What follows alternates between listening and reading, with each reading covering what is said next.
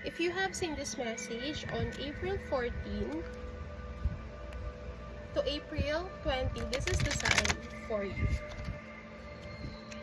The spirit guides were telling me to send this message to you. At ito ang gustong sabihin sa'yo ng mga gabi. You are dealing with your soulmate. Kaya lang, dumaan kayo sa isang malaking pagsubok. So, malaking trials yung pinagdaanan. But I can see the love connection here. And hindi pa napuputol yung strings. So, you still have invisible strings attached to you and your person. Kaya, telepathically, you're still connected. And nararamdaman mo pa rin talaga yung care, yung love, nandun pa din. Kahit na hindi kayo nag-uusap.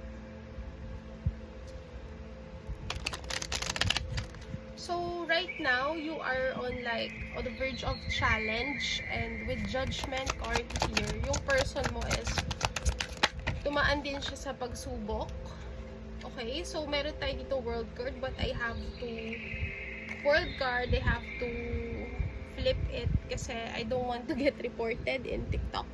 So, ang yung world card dito is something different. So, you and your person are undergoing through some sort of dark night of the soul or maaring nasa separation phase kayo ng relationship.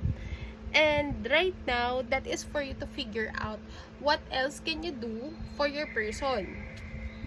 Kasi maaaring, even though your person is not yet ready to push this love connection, nandun yung care pa din eh. Hindi pa rin nawawala. And with the Queen of Cups, your person knows na maaring kayo na yung para sa isa't isa. So, let the fate, let the situation speak for you. Kasi, I don't think that this is the end of everything between you and your person.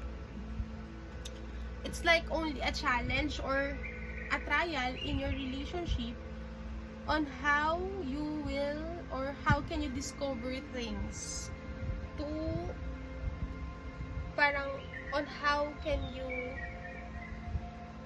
do something for each other kasi parang sinasabi dito na hindi mo siya kailangang bitawan, and I know that your person is not yet ready to move on kasi both of you still wants this love connection, both of you still has something na alam mo yun, parang meron pa kayong mission with each other. So, you are in a no contact situation but your person is in a dark place and feeling niya kasi ikaw lang yung tao na pwede niyang matakbuhan in the future.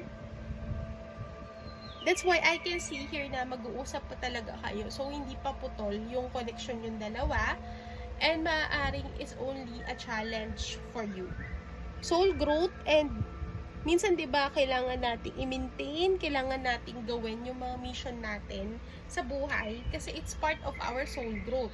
So once na nag-matured enough ka and natuto na yung soul mo sa mga lessons na kailangan mong matutunan, that's the time na babalik itong person mo sa life mo.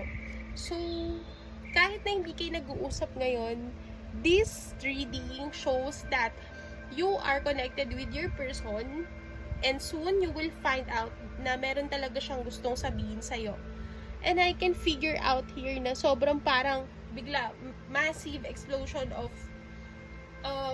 something na hindi mo alam. And maybe this will talk about his total feelings and yung nararamdaman niya sa'yo na matagal niya nang tinatago.